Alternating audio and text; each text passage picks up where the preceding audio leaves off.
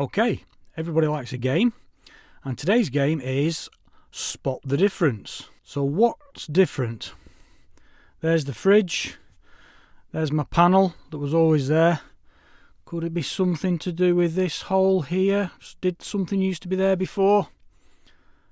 Well, let's find out.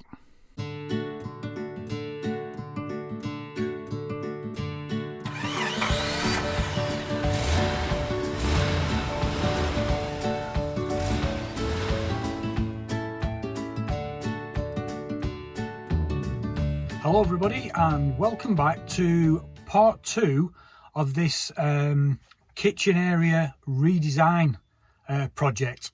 So if you saw my previous video where I was completely redesigning all this section of my kitchen with a nice new solid oak countertop, now I briefly mentioned that I wanted to do something in this area here. Now what I've decided to do is I've decided to create another area of useful storage, really. And so with that in mind, I've made a purchase, and I bought this, which I thought would make a really useful shelf, just about there.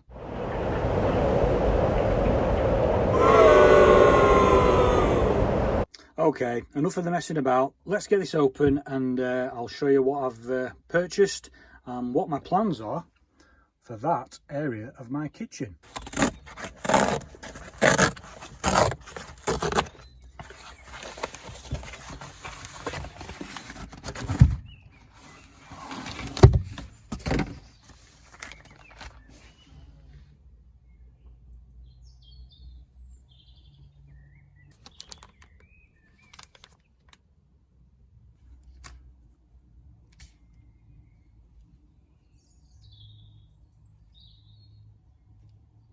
So the plan is, if you haven't already guessed, is to mount these drawer slides in there, which will then give me a nice soft close drawer in that section there, which I can use to either keep the induction hob in, or maybe cutlery or anything I want really. It's quite a deep drawer. I'll take that out and I'll put the original piece of wood back in, yeah, that should be a really good usable space. These drawer slides are really look quite good actually. They're not too deep, they're not too cumbersome, and they're not too heavy either. So yeah, they look really good. I'm really pleased with those. So this is the original panel which was in there, which I took out to put that piece in, just to secure the worktop to, and then give me an access area there for whatever storage ideas I had. But now I've had a chance to think about it, I can use that as the drawer front. It's already cut to size.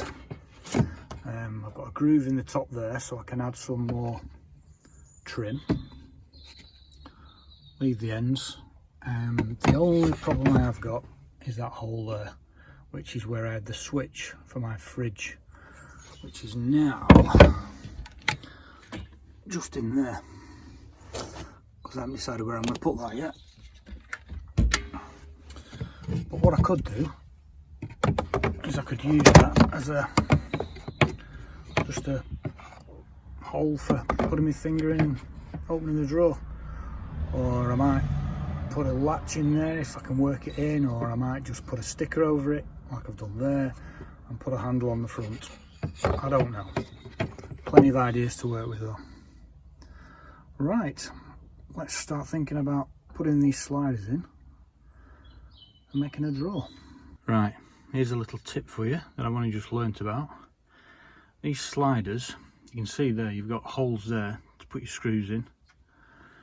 There's a hole there you can put a screw in, but you don't use those. You can see these ones here, I've got these little tabs, and if you put your screws, fasten the sliders to your cabinets using those tabs, then what you can do is you can bend those tabs out slightly before you, I'm trying to do it with one hand, you can just see it's starting to protrude there, but push that out a little bit more, then secure your slider, and then as the drawer or the shelf or whatever goes in and out several times, these brackets will self-adjust. So if you've got any imperfections in the squareness or vertical nature of your cabinet, then these will auto adjust to a degree. Obviously if it's really far out, it's not going to compensate, but yeah, use the tabs rather than the holes. You can see how the slider is now set off the wall of the cabinet, and that will flex into the wall of the cabinet, self-adjusting in theory.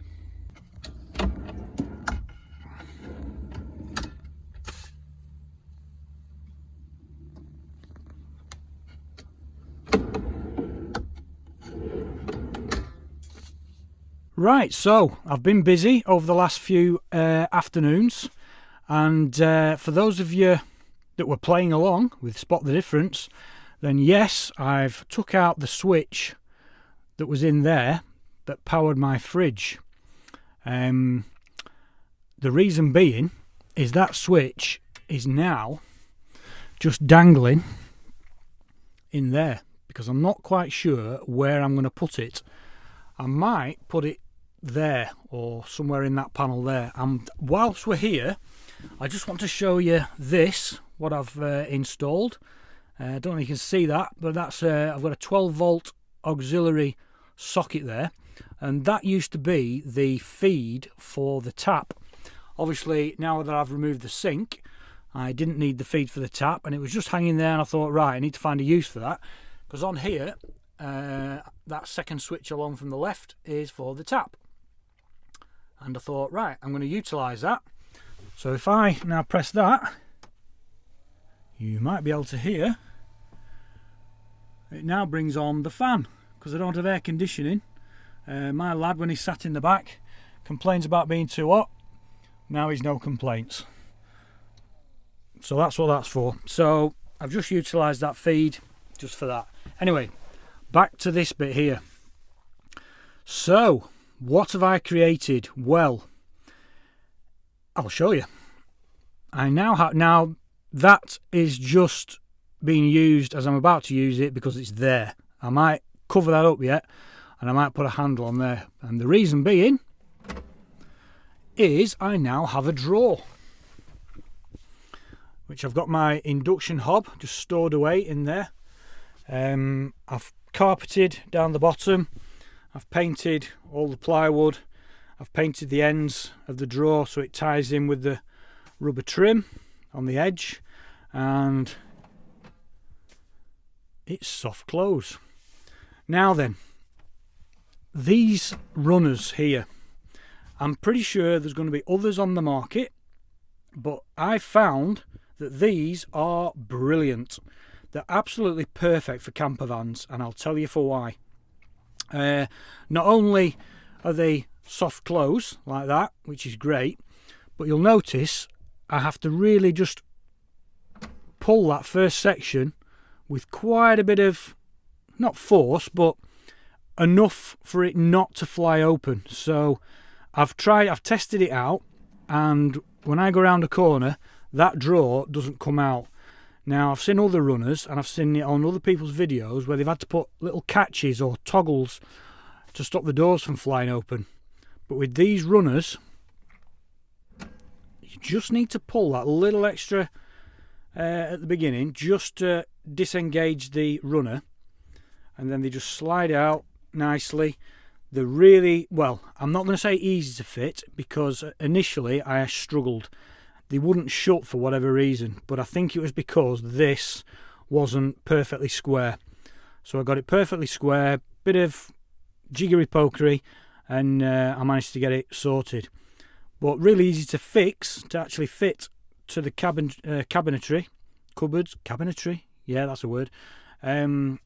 The self-adjusting tabs inside just allows for any discrepancy. There's little tabs on the side there, you can just press down and the whole drawer just comes out, which is useful as well. So I will put a link in the description for these.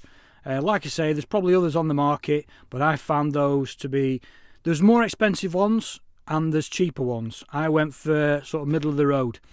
I think it was 12 quid for the set, for the pair, and they come in different lengths. These were the 300 milli long, and that was just right for what I needed. But anyway, so prior to me removing the sink and the cooker, that panel was just there like that, fridge, and it was just a panel. It was wasted space, and now I've took the cooker out, all that space behind there was crying out for storage, which is why I've created that drawer. So I've now got storage in there. Now the sink's gone. Loads of room in there. I haven't even decided what I'm going to do in there. And I think this is a really good addition to what I'd already been creating in the previous video. If you haven't seen that, then I'll put a link up at the top there showing you how I've completely transformed this area. Right, I just want to draw your attention to these. Some of you may already know what they are, but for those that don't, these are pocket hole joints, and I've used them to make this drawer. Now, I've not used them a lot, so I'm still learning, but you can see I've used them down there to go into here. I've used them there, obviously, to go into the base of the drawer, and I've used them at the back to put the back of the drawer on. And it uses one of these. This is called a pocket hole jig. Relatively cheap to buy. I will put a link down below. Absolutely brilliant. Really easy to use once you get your head around it. And it just creates really neat and very secure joints.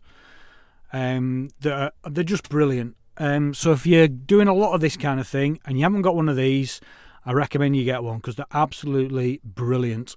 So I hope you enjoyed that one and you found that of use. If you did, then please give us a thumbs up, and please do leave a comment down below, because it's always good to hear your thoughts, ideas, advice, sometimes criticism, but you've got to accept the criticism if you want to accept the sort of thumbs up on your videos. So yeah, keep those comments coming, and if you've got a sticker and you want to do a sticker swap, then I've got plenty of room left on my fridge, so just get in touch and we can do a sticker exchange. Right, well, that's it for today. I hope you enjoyed that. If you did, please give us a thumbs up. Don't forget to click on that subscribe button down below, and as always, click on that bell icon so you don't miss out on my next video. Okay, well, thanks for watching, and we'll see you on the next video.